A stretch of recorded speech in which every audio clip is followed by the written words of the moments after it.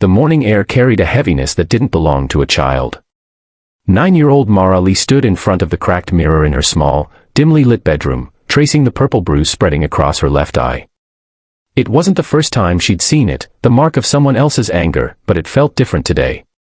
She wasn't sad anymore. She was just tired. Behind her, a backpack leaned against the wall, patched and frayed, the only thing she truly owned. And today, she had a plan.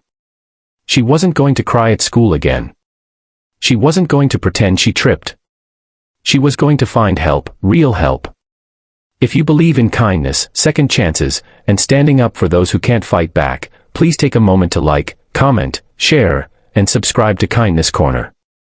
Your support helps us spread stories that remind the world compassion still exists. Mara walked to school with her head down, every step heavier than the last. Her school uniform hung loose on her thin frame, and her sneakers were torn at the soles. Behind her black eye was a story no one cared to ask about, a mother lost to addiction, a father she'd never known, and a boyfriend who treated her like a punching bag. Teachers noticed but said nothing. Social services will look into it, they'd said. But nothing changed. Every night, she'd stare at the ceiling, wishing someone, anyone, would care enough to stop it. That day during lunch, Mara sat alone at the corner of the playground. The laughter of other children stung worse than her bruises. A group of older girls whispered as they passed, pointing at her face. She probably deserved it, one of them muttered.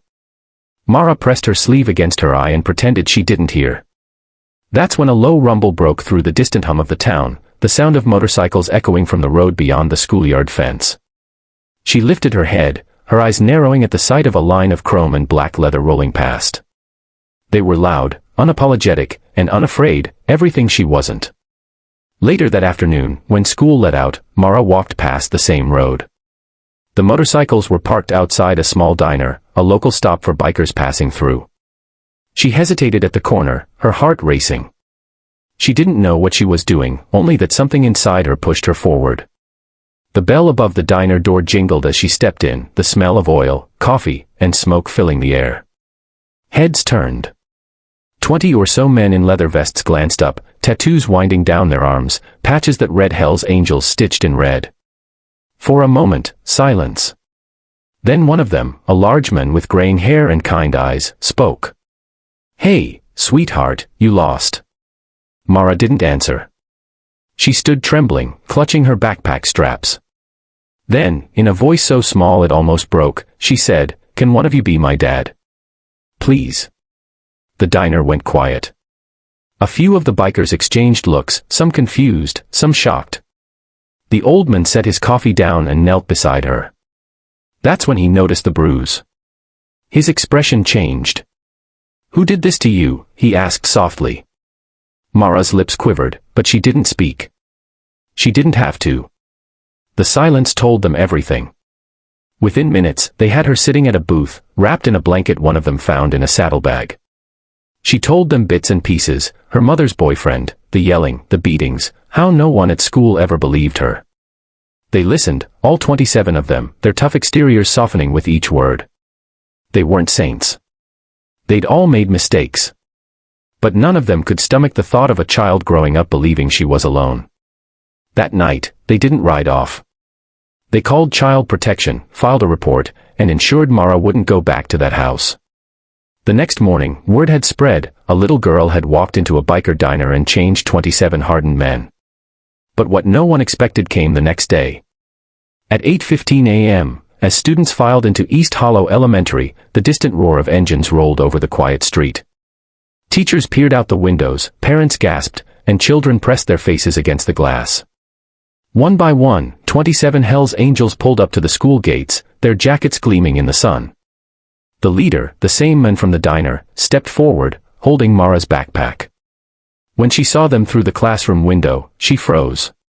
Her heart thudded against her ribs. For the first time, someone had shown up for her. They didn't go inside. They didn't need to. Their message was clear. They stood there, silent, unmoving, like a wall between her and everything that had ever hurt her. The principal came running out, flustered, asking what they were doing. The leader smiled and said simply, "We're making sure she knows she's not alone anymore." That moment changed Mara forever. News of what happened spread like wildfire. Reporters arrived, stories were written, and people debated whether bikers should be at a school. But to Mara, none of that mattered. For once, she wasn't invisible. For once, she was safe. That night, she was placed with a foster family recommended by one of the bikers, a family who had lost a daughter years ago and were eager to help another child heal. Years later, Mara would say that day was when her life began. She grew up, went to college, and started a non-profit organization helping abused children find their voices. But she never forgot those 27 men. Every year, she'd receive a postcard from the leader, signed, "Ride Safe, Little Angel." If this story touched your heart, please like, share, and subscribe to Kindness Corner, because small acts of courage can spark the biggest waves of change. Before we end, tell us in the comments, what would you have done if a child like Mara asked for your help? Mara's story reminds us that family isn't always blood. Sometimes, it's found in the most unexpected places, in people brave enough to stand for what's right. And that's what kindness really means, showing up when the world looks away.